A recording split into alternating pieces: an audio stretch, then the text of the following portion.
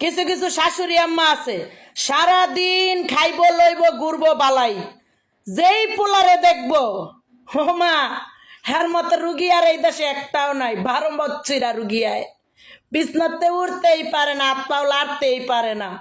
আর খাওন সেটা তো বলার বাইরে, তার একবারে রুচি নাই। ওই যে গরু দেখছেন না, গালির ভিতরে কুড়া বইরা ঘুমায়া ঘুমায়া আস্তে আস্তে আমলায়,